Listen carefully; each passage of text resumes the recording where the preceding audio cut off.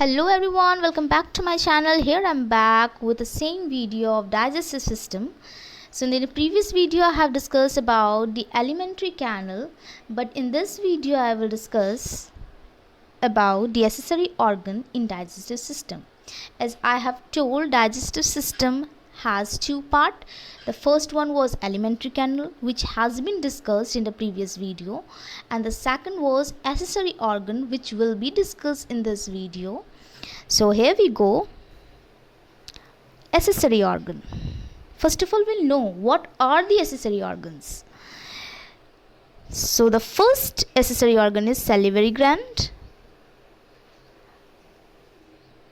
pancreas, liver, gallbladder.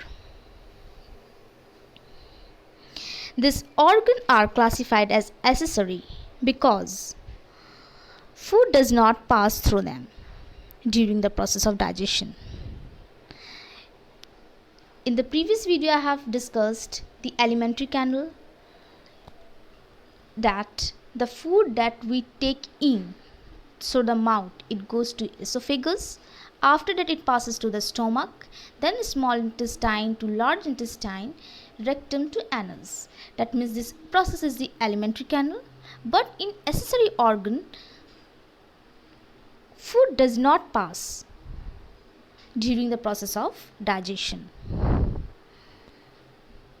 This organ instead various products which are secreted into alimentary canal to aid in digestion.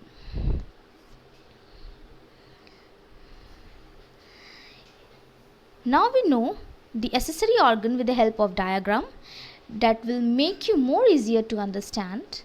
Always remember, study biology with the help of diagram makes you more easier to understand and remember in mind. So first is, as I have said, salivary gland. The second is liver. Then it comes gallbladder. Then it comes pancreas. Now we'll discuss a bit briefly about these accessory organs that will make you more clear to understand. Accessory organ, the picture is being displayed over here more clearly. The liver, gallbladder, pancreas. So now we go a bit briefly about it. So accessory organs, number 1, salivary gland. Salivary glands are present in the oral cavity and pours them secretion into the mouth. Saliva is the combined secretion from the salivary gland and the small mucus secreting gland of the lining of the oral cavity. So what is the function of it? We'll know. Saliva contains the enzyme amylase that begin the breakdown of complex sugar, reducing them to disaccharide maltose. The dry food entering the mouth is moistened and lubricated by saliva before it can be made into bolus ready for swallowing.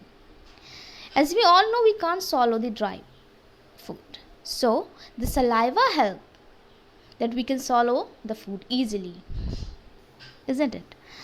So here we come to pancreas. The pancreas is a pale grey gland weighing about 60 grams. It contains of a broad head, a body, a narrow tail.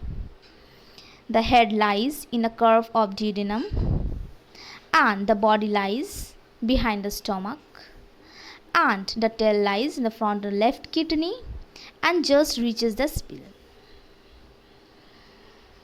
The pancreas is both an exocrine and an endocrine gland.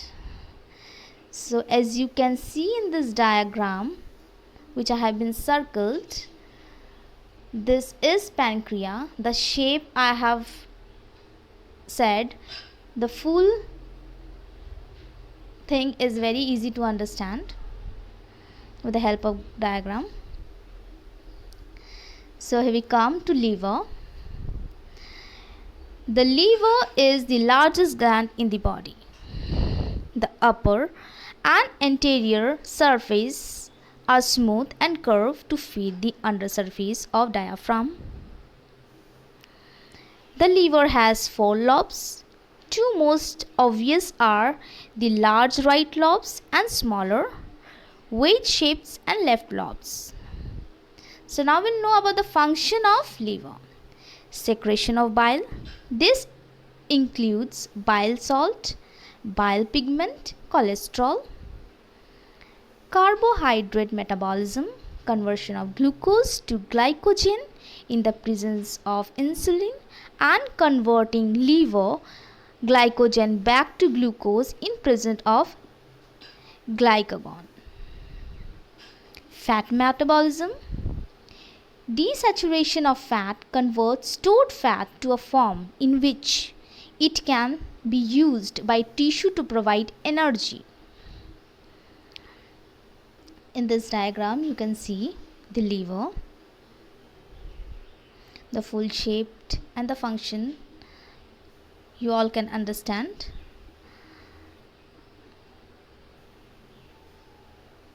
Here we come to gallbladder. The gallbladder is a pear-shaped reservoir that sits just under the liver and stored bile. Bile is made in the liver, then if it needs to be stored, travel to the gallbladder through a channel is called cytic duct.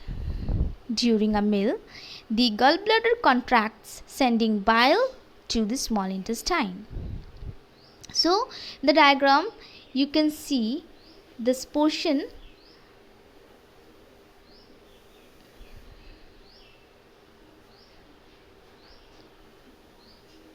which I have